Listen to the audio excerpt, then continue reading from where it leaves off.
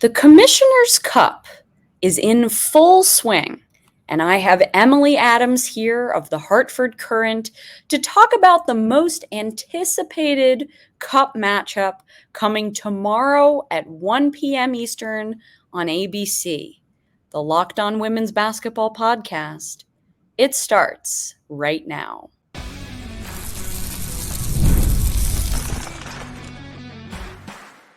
You are Locked On Women's Basketball, your daily podcast on women's basketball. Part of the Locked On Podcast Network, your team every day. Hello and welcome. You are Locked On Women's Basketball. I'm Jackie Powell. I'm one of your hosts on this program. Typically, I'm with y'all on Fridays. I cover the New York Liberty at the Next, and I've covered women's basketball nationally at many other places. We want to thank you for making Locked On Women's Basketball your first listen each and every day. And remember that Locked On Women's Basketball is brought to you by everyone at the Next, a place where we cover women's basketball all the time, and we tell the stories that need to be told every day. So subscribe now to support the staff at the Next that works oh so hard to bring you this coverage that matters oh so much. It's $9 a month, $72 for the year.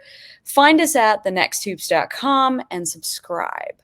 And remember that this podcast is free and available on all platforms, including YouTube, Apple Podcasts, Spotify, and many more.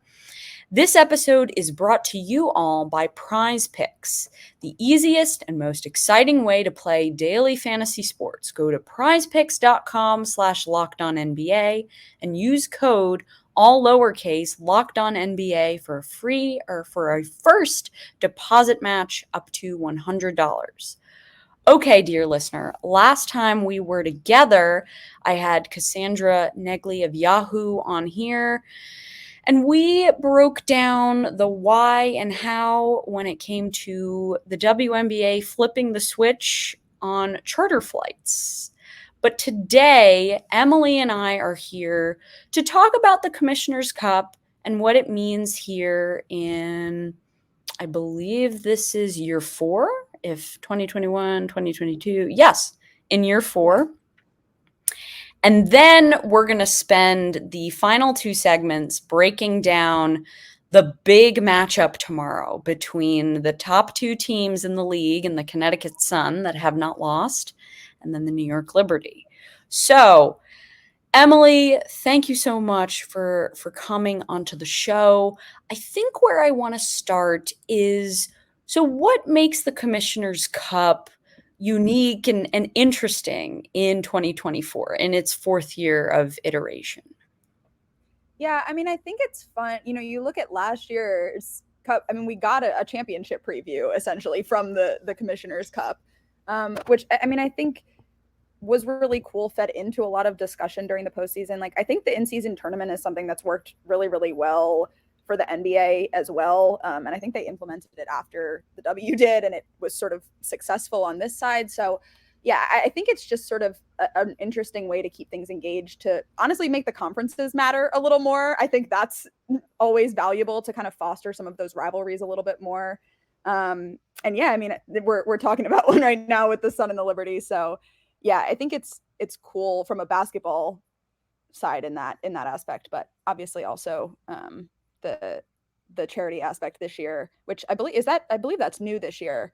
No, that's actually been, so yes, I have a little. So the thing is, the charity affiliation, I think, has been happening for 3 out of the 4 years, or at least it's more, the charities are very specific to certain causes. And each year, so in 2022, the theme was voting rights and racial justice. So all the teams they partnered with organizations that had those goals. Then last year in 2023, it was women's health care and healthcare resources. I know there were some organizations that partnered with mental health resource organizations too. And then this year, it's a little bit more, I don't want to say in your face, but it's essentially advocating for women's reproductive rights and civic engagement, which essentially the WNBA is responding to all of these laws that have been passed across the country trying to limit and ban abortions. So that obviously is fascinating because I don't think there is really another professional sports league that is so intentional with that advocacy and activism. It's essentially built into the WNBA calendar, right? Like, is there another sports league that has something built in? Yeah, I don't think so. Not to my knowledge, at least. Although I will say my men's sports knowledge is not particularly expansive, so there may be one. But but yeah, I mean, I think it's unique. I mean, just that the W is so explicit about reproductive rights, even, I think that's something you don't necessarily even see in other women's sports leagues. You certainly don't see it at the college level. It's something that's actually, been talked about a lot. I obviously used to cover the SEC. So it was a big conversation down south about, whether it's going to impact recruiting and things like that. So I think just, it's an issue that in so many other areas of sports, I think, like, teams, players, agents, whatever, are scared to touch. And I think the W obviously has never shied away from things like that. So it's cool to see them be so explicit about it, especially right now. Yeah, I mean, the league itself, they have a partnership with Opill, which is it's the first over-the-counter, I think, contraceptive pill. I think it's essentially the morning after pill, but you don't have to have a prescription. So that's something that also, I guess, gets added to this theme and this concept. But also, I think when it comes to the Commissioner's Cup, it's worth noting how the format has changed. And so in years past, the Cup games would be spread out across maybe a 2-month period. So I think in the past it would begin in May and then it would end in July. So you sort of had 2 months where the Cup games were spread out all over the place. And I don't know about you, but I just remember players would sort of be like, oh, is this a Cup game? Is this not a Cup game? But I think the system this year with essentially saying, okay, 2 weeks in June, that's when all the Cup games are going to be. That's when this is all going to count for this. And then to play the championship game also in June and in this month. I just think it allows for players and fans to be able to keep track of everything a little bit better. What do you think about the new format? I mean, it's great for me, frankly. I never knew when games were Cup games last year. Obviously, I wasn't covering the W the same way last year. So as a fan, it's extremely confusing and kind of random. I think a lot of fans, especially newer fans, like probably don't know who's in what conference even, just because it's so sort of spread out. And so, yeah, I think it's definitely much more streamlined this way. I think it's nice also for the teams to kind of get it out of the way in some ways. You're not in that like July, August period worrying about the Commissioner's Cup. You're, at the time when you want to be really gearing towards like postseason mode. So yeah, I think it's a good sort of early litmus test for everybody to get a feel for where the conferences are at. And yeah, kind of check the box, especially this year before the Olympic break and all that. Yeah, I think it's really smart to do it in June because I think the month of May is just sort of a mess. I mean, you're coming off a training camp. There's a lot of like adjustment period to sort of get into the flow of how things are going to go. So the fact that the league was like, okay, we're going to wait until the second month of the season to start this up. I mean, obviously that benefits teams who have more of that inherent chemistry than others. But at the same time, if this started in May, I mean, it would just, I think it would be a bit more messy. But I mean, look at some of those May games and how those went. I think you don't necessarily want the games of your first 2 weeks mattering all that much. I think it's for the best I mean, just for the quality of the product, to let everybody settle in before they're playing games that have actual stakes. Yeah. And before we go to our first break, I just want to remind our listeners that in addition to the donations that go to these nonprofits that teams have partnered with, there is monetary incentive for the players too. So the total prize pool is from the league is $500,000, but then apparently the Commissioner's Cup sponsor Coinbase has committed an additional $120,000 to the prize pool, and then that includes an extra 5K for each player in the championship game. So I guess if you were to do that math, which, I mean, that's over, that's under $700,000. So that's a big step up. And for some players, every single dollar matters. And so, there's a little bit of an edge, a little bit of a juice wanting to get that extra money that can be spent on whatever players need. So in segment 2, we're going to talk about tomorrow's matchup, which is a big deal. So in the next segment, we're going to talk exactly why it's a big deal. Why does this rivalry matter? How did it come to be? But first, I do want to talk to you all about our good friends and our show sponsor, Prize Picks. So, when it comes to Prize Picks, you could turn $10 into $1,000 in a single game watching your favorite sports this summer. You can make a Prize Picks lineup in as little as 60 seconds. You need to pick more or less on 2 to 6 players, stat projections, and you're all locked in and you're set.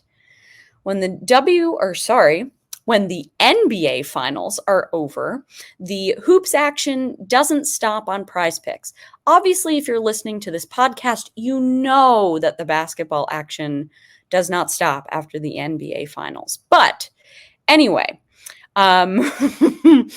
with young stars like Caitlin Clark and Angel Reese looking to make names for themselves alongside the greats in Breanna Stewart, Asia Wilson, and Alyssa Thomas, you could win up to 100 times your cash watching them ball out. So this week on Prize Picks, I'm looking at the basketball board and selecting Jason Tatum for more than 10 rebounds, Jaylen Brown for more than 25 points. As you know, those two are on the Boston Celtics. And on the WNBA side, of course, I'm looking at 3.5 three-pointers made by Clark and Wilson for more than 23 points. I believe she scored, 36 a couple of days ago? So I think that's probably a good idea. So download the app today and use code LOCKEDONNBA for a first deposit match up to $100. That's LOCKEDONNBA for a first deposit match up to $100. Prize Picks. Pick more, pick less. It's that easy. And now I want to talk to you all about apostrophe. So with temperatures starting to warm up, we're really excited that summer is going to be official, I believe, on June 21st. But we are right at that time, and I am more excited to spend some time swimming out at the beach. And so I'm starting to pick up some supplies to prepare for those adventures. So if you're looking to get your skin glowing in time for these summer months, it's time to get started with Apostrophe, the sponsor of this episode. So Apostrophe's goal is to help you feel confident in your own skin. Whether you're dealing with breakouts, signs of aging, or acne scarring, Apostrophe will help you love the skin you're in.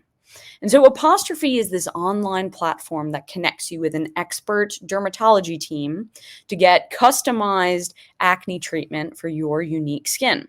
So through Apostrophe, you can get access to oral and topical medications that use clinically proven ingredients to clear acne. There also is a sunscreen, which I recommend because it is not oily like typical sunscreens. But anyway, fill out an online consultation about your skin goals and medical history. Then you snap a few pictures, and a dermatology provider will create a customized treatment plan just for you. So Apostrophe offers access to prescription treatments for all types of acne. For me, it's usually the hormonal breakouts, but acne comes in all shapes and forms. Apostrophe has been really helpful when it comes to helping me deal with some of those hormonal breakouts that I get each month. It helps with pimple size and decreases redness. We have a special deal for all of y'all. Get your first visit for only $5 at apostrophe.com/lockedon. And when you use our code lockedon, that's savings of $15. This code is only available to our listeners. Thank you, Apostrophe. Why don't we get back to our program here? I've got Emily Adams of the Hartford Courant, and we're about to talk about the big matchup that is happening tomorrow. But before I do, are you watching ESPN or Fox Sports on your TV all day? Have to turn down the volume with all that shouting and sometimes all of those not really truthful discussions about the WNBA? Make the switch to Locked On Sports Today, a free 24/7 sports streaming channel programmed for you every day to bring you the biggest stories without all of the screaming and untruths. Locked On Sports Today brings you can't-miss analysis, opinions, and news, streaming 24/7 on YouTube or the free Amazon Fire TV channels app, part of the Locked On Podcast Network, your team every day. Okay, Emily, so I'm just going to ask a simple question. Why does tomorrow's game matter so much? I mean, especially, in a single season, a lot of lore was established between these two teams. And not that there hadn't always been, I think some rivalry just in the regionality of it. You have Connecticut and New York. They're, I think, probably the two closest teams together in the league. So, you get a little bit of a rivalry there just with how often they see each other. But last year, it really kind of hit a new level. It obviously started with the Jonquel Jones signing. I think that was sort of the beginning of everything. She had been with the Sun for so many years and had been such a star for them. To suddenly have her, playing for a rival in the conference on this like newly assembled super team. I think they took that really personally, quite honestly. And this is a roster of players who take things personally, quite frankly. So, I think that started it. And then, they played 4 times in the regular season last year. Connecticut lost all 4. They went to overtime once. Then you have, that meeting in the playoffs. Stewie comes out of it with a black eye. The Sun come out of it, heartbroken that they're not going back to the finals. You have the Alyssa Thomas, Brianna Stewart MVP discourse going on at the same time as that final series. I mean, it just, the narratives really wrote themselves for those two teams last year. I mean, I don't think you missed a thing there. And that's a lot. Like, that is a lot of fodder for a good rivalry. Like, we're always talking about Vegas and New York, and I think that's an excellent rivalry as well. But I really think the Liberty Sun rivalry has some pretty serious juice. Like, I really think it does. Sure, you see Jonquel Jones giving a wonderful hug to Bree Jones each time they meet up. But I feel like almost everyone who has played with Bree Jones sort of does that. But I really do. And what's really interesting about the whole MVP race was Stewie was announced and presented with the MVP trophy in front of the Sun and Alyssa Thomas at Barclays Center. If I remember that correctly, was that, I think. I'll plug a story right now because I actually wrote a little bit about this at the beginning of the year. I kind of, my previous story was a big just Alyssa profile. And that, I think that moment really like was kind of, I don't know if they were in the gym. I think it was during the Liberties like shoot around, but the Sun were in the building when it happened, when they found out. They were at Barclays. And so I think, yeah, I mean, you saw, after that game, DB talk about this was a really hard day for us as a team, for Alyssa, for, I'm sure for the two of them, obviously, with their relationship. And then AT obviously afterwards also had talked, was asked about it and kind of laughed it off and gave it that, this is what has happened to me my whole career and this is Connecticut. And that is sort of a cop out of a response and not necessarily, I think, what her feeling was in that moment. But I also think there's part of that's real. I think she does really feel like she's been disrespected her entire career, even dating back to college. And I think, frankly, a lot of the numbers back that up. So I think, again, that's something that they as a team took really personally, but also that I think AT took really personally too. Oh, absolutely. I mean, there was a quote, I think, from Stephanie White, which I just wrote down, and I saw that I think you told me before we came on. It was when the Sun played the Wings recently, and she said, every time she steps on the floor, referring to Alyssa Thomas, there's an internal desire to prove she's the best player on the floor. So, I mean, I think whenever she goes up against Stewie and JJ, there's that juice. There's that feeling. I mean, also, and I'm sure Alyssa Thomas heard about Becky Hammon's big rant where Becky Hammon was annoyed that Asia lost MVP and she got that infamous 4th place vote. But I mean, something that stood out to me during that rant was that she essentially was talking about Stewie and Asia as the two, and was not really putting AT in the conversation. And so, I mean, I don't know if there's juice between the Sun and Vegas, maybe, I don't know, but there's a lot of emotion. Yeah, I could say, I think especially, I don't know. I mean, obviously I wasn't around them this way last year, but like, it feels like there's juice against everybody. Like they feel so like heated this year about everything. Like everything is intense and everything is serious. I mean, like, we were talking about earlier the cup and, they're playing for something for charity and all of that and playing for money for themselves. I really haven't heard, like, I don't think they've said the word Commissioner's Cup since we've started playing it. I really don't think they care about anything but winning a title this year. And it's, AT and DB are getting older. There's a lot of vets in this group. There's a lot who will hit free agency next year. Like, I think there is an urgency to everything that they're doing already. And we're like 2 or 3 weeks in. So I think they're on the mindset feels really, really intense for June. I mean, if you want to talk about urgency, the same could be said about the Liberty. And that's what also makes this matchup so fascinating, because you have these two franchises that both have not won titles, and they both have been close in different periods of time. The Liberty obviously had a pretty significant lull in their franchise's history, during those times where James Dolan moved them to the Westchester County Center. That affected, the team's morale, that affected the fans. It just was, while the Sun were going on sort of their rise to being one of the best teams in the league, the Liberty were falling. And so New York, in the beginning of its existence as a franchise, was very much so one of the top regarded teams. And they made it to the finals and they would lose against the Comets. So it's really interesting to sort of think about how these two franchises have similar but also different paths. They've gotten to this place in really different ways. And I just find that there's a similar hunger. There's a similar hunger. It does come out differently.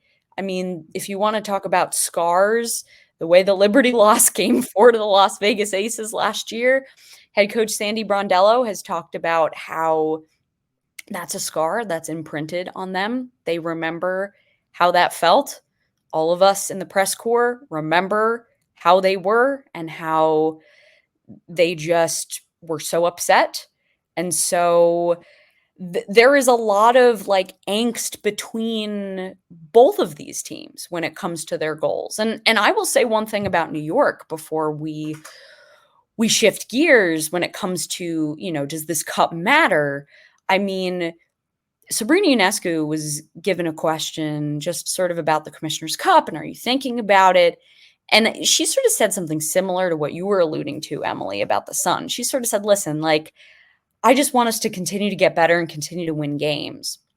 But then at the same time, the Liberty in their win against the Chicago Sky on the road, which was a cup game, Sabrina hit a 3 essentially right as time was expiring in regulation, and it didn't really matter, but it did. They were looking to hit that shot for the point differential. And so if the Liberty and Sun, if they finish the Commissioner's Cup run, which will end on June 13th, if they finish with the same record, then the tiebreaker is going to be that point differential. So while they may not be saying that they're thinking about it, they're probably thinking about it. That's at least the sense that I've gotten.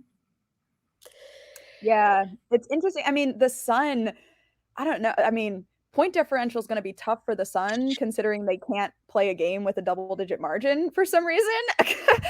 And I guess I shouldn't say that because they did just have one against the Mystics. They finally did put, 3 quarters together. We still have yet to do all 4 yet. But, I think they have been a team that thrives in very stressful end of game scenarios. And I think that that's scary against a team like New York. It obviously worked out for them against Minnesota. But I mean, that's clearly the second, the best team that they've played so far. The Fever obviously are not a huge challenge. The Mystics are not a huge challenge. The Mercury had the worst shooting game in WNBA history against them. The Sky are figuring it out. The Wings are figuring it out. I think New York is the first test that they have, of whether that's actually a sustainable strategy to win is to kind of not put up a ton of points and play kind of ugly and just, have that juice down the stretch. I mean, that's been a Sun thing even before Stephanie White came into the fold. But coming up, we're going to get into a little bit more of the X's and O's of this matchup tomorrow, and we're going to explain why 2024 is a little different. While a lot of the same characters are there, the rosters are a bit different, so that may lead to a different on-court dynamic. But we're going to take a quick break, but that is what we will be talking about in our final segment.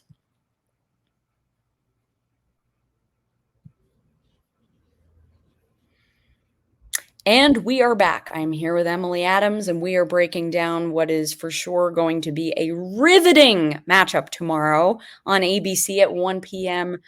Eastern. It is the New York Liberty going to Connecticut to take on the Connecticut Sun. So, Emily, I think where I want to start here, or at least continue, is just looking at how these two teams have changed since that very contentious, emotional semifinals battle. Like, what jumps out to you first? Yeah, I think the biggest thing is the guards who are starting, obviously. Ty Harris and Dejanay Carrington are both first-year starters and have both been phenomenal to start the year. Like, really, really essential in a lot of these big games for them. Like, Dejanay, obviously her defense has been talked about extensively, but she's also scoring at a way higher rate than she ever has before. She's been pretty good shooting, in general. She's a really, really great, on the dribble drive. And then Ty Harris is, one of the best shooters in the league right now. And she had kind of a rough couple of games there. She hit her little slump, but the last 2, she's been phenomenal. Steph White has talked about really, really wanting her to look for her open shots. So I think those 2 are just a really different dimension than Heidemann and Allen had last year. They're young, they're super high energy. They are both really versatile. They can do a lot. They're both really, really strong defenders. So yeah, I like the way that 5 that they have right now has gelled together with those 2. I think they're a really good fit for what, both personality wise and just for, the way that Steph wants to run things. And also you have Bree Jones back, who essentially was not on the floor for the majority of last season, was not on the floor for that playoff series. And so something that I continue to think about is, how are these teams going to guard each other when you have Bree Jones out there? You have Carrington in the starting lineup, excuse me. I mean, I remember pretty vividly last year in the semis when Alyssa Thomas was essentially playing the 5. Sandy Brondello stuck Benijah Laney onto DeWanna Bonner and then had, I think, what was it? She then had JJ on AT, and then Stewie was sort of the roamer. She was like on Beck, roaming off to double, and it just did not work. So I just wonder, when it comes to these matchups, now that Bree Jones is in the equation, how do you think that the Sun are going to be, or how do you think New York's going to guard the Sun? And how do you think the Sun are going to guard New York? Yeah, I mean, in terms of the Sun guarding New York, I guess I'll start there, because that, I think, is a very obvious, there's a very obvious centerpiece there, and that is the DeJounte and Sabrina matchup. Yes. I think that is, I mean, maybe the most important matchup in this game, quite honestly. New York is such a good 3-point shooting team. Sabrina has had such a good start to the year. And the Sun have been really, really good against really good 3-point shooting teams. Both the Wings and the Mercury had really bad shooting nights against them. The Mystics have had bad shooting nights against them. DeJounte, I think, has really solidified herself as one of the best, 1v1 perimeter defenders in the league right now. She's been really disruptive. She's, getting steals. AT's steals are up. I think DB's steals are up as well. I mean, they have really been so effective in that outside realm. So yeah, I think that matchup is the biggest one for me. You're gonna, I'm sure, see, Ty and some of the guards off the bench end up switched into that matchup sometimes. So I think that's going to be really important, just to see how the rest of the roster is able to manage her. And then you're the Bree Jones JJ matchup, I think, is kind of the other headliner, because we haven't seen it. Not, at least not very much, and not in a while. And I think Bree is really hitting her stride right now. I think this last week or so is when you've started to see her really feel comfortable in her minutes again, feel comfortable in her body again with her shot, and she's shooting really, really well. For someone coming off of not having played for, almost a year. I think she's hitting almost 90% in the mid-range right now. So her range is a lot better than it was in the past. She's taking more in the mid-range than she has in the past. So I think that'll be interesting, especially for someone like JJ, if Bree's able to sort of move her around the paint a little bit more. Absolutely. I think then, as you alluded to, when we flip the switch and when we talk about how, I guess, New York is going to guard Connecticut, that's where I think things get interesting. Because, yes, we think it's obvious that you're going to have, JJ and Bree Jones. That's going to be that matchup. The other obvious one is DeJounte Carrington and Sabrina Ionescu. But when it comes to Alyssa Thomas and who is guarding her and, who is guarding DeWanna Bonner, that's when I think things get a little funky. So on the Connecticut side, I think you're going to have AT guarding Stewie. But I don't know if Stewie is going to be guarding AT, to be quite honest. And I think, I know, I think B might be the move there, quite honestly. I mean, again, with the way that she started the year, I think you need somebody who's gonna, Stewie, not that Stewie isn't hard-nosed and isn't tough, but I feel like B is a little bit better in contact like that, really dealing with somebody who's gonna muscle their way through the way that AT is. I feel like, just in terms of like a body matchup, honestly, that almost makes more sense. Yeah, and you're referring to Benijah Laney-Hamilton. And for those who do not know who we mean by B, I call her B as well. But, it could be really interesting and depending on if Courtney Vandersloot plays tonight, she was out, or not tonight, sorry, tomorrow afternoon. Last night against the Atlanta Dream, Courtney Vandersloot was out for a personal issue. And so the Liberty have been starting these lineups with Kayla Thornton taking her spot. I could see Kayla Thornton getting a lot of reps on Alyssa Thomas, two of the most strong players in this league. And then I think with Stewie, with her almost 7-foot wingspan, you have to put her on DeWanna. Yeah. And especially the way DeWanna's been shooting, she's starting to find her three rhythm.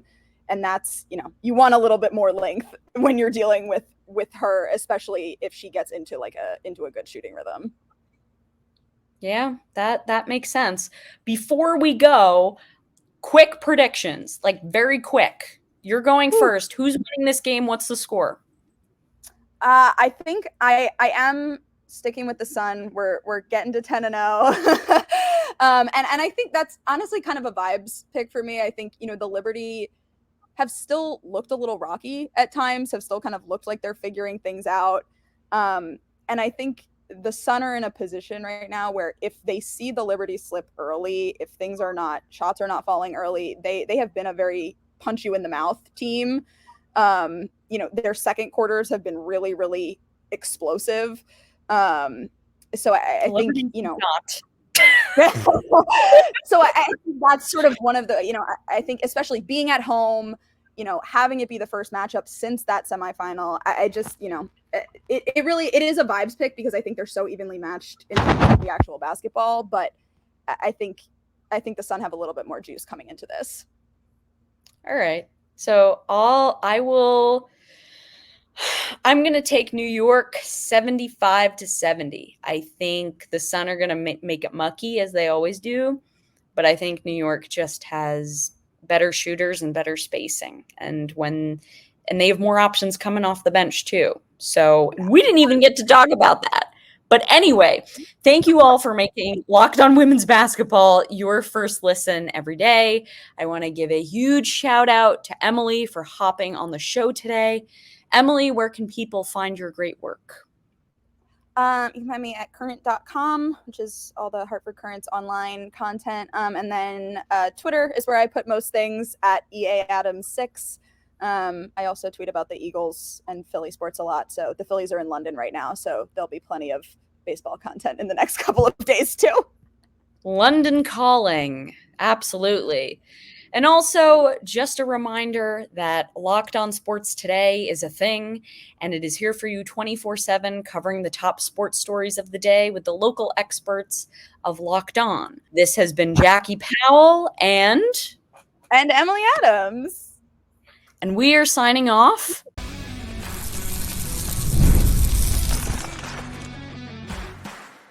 You are Locked On Women's Basketball.